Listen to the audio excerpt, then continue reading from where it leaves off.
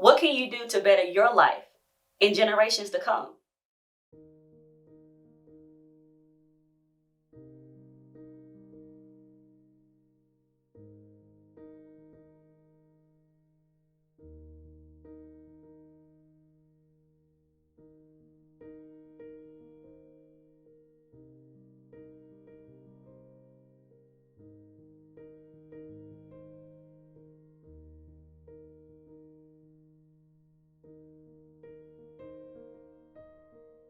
That I needed to be an example for her.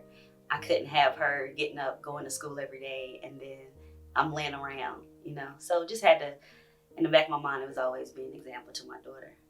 Always been my motivation, always been my focus is to make sure I'm creating a better life for her.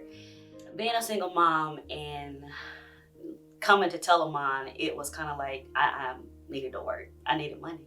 It wasn't about what I can actually do for my clients at Telamon. It was strictly I needed my money. So like I said, I had my daughter at 18 and my mom had me at 16.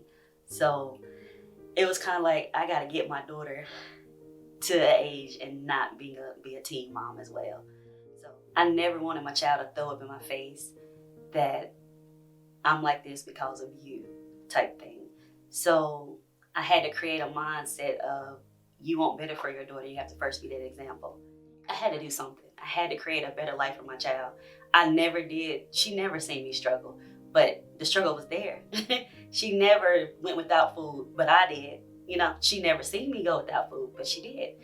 And it was times where it was just, it was hard. You know, it was hard being a single mom, and I just wanted better for her.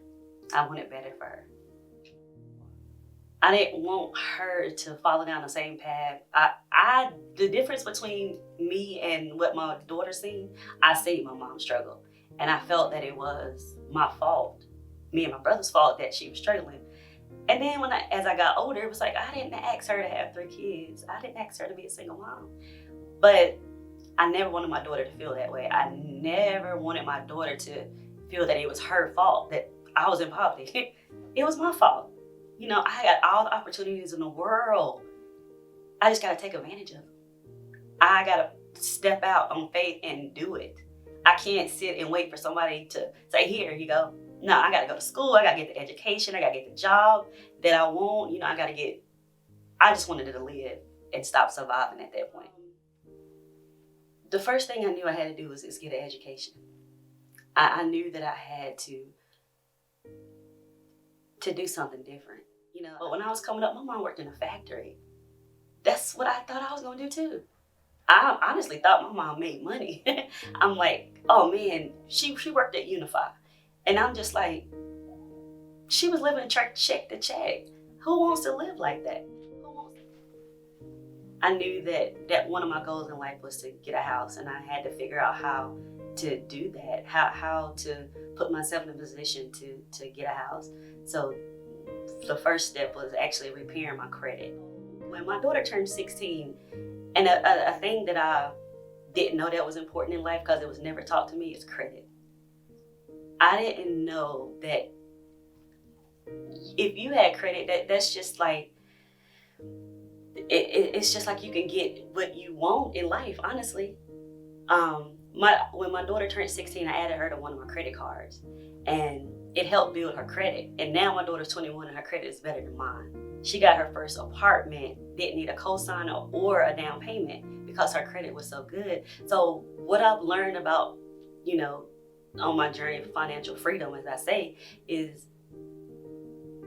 I taught my daughter, you know, and she will then teach her kids, and she teaches her boyfriend now because her boyfriend didn't grow up like she grew up. He grew up as pretty much like I did. Hey, you get a little piece of change, you got to see something you want, you gonna get it. No, my daughter is all about saving. My daughter, she don't eat out, she cooks, and I'm like, wait a minute, it's just y'all, you can go.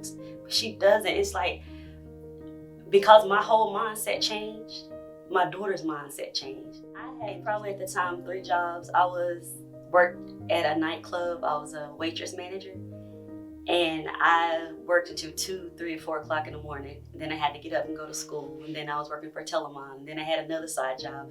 So, but I knew I had a end goal in mind. I knew that I needed extra income to pay my credit cards off.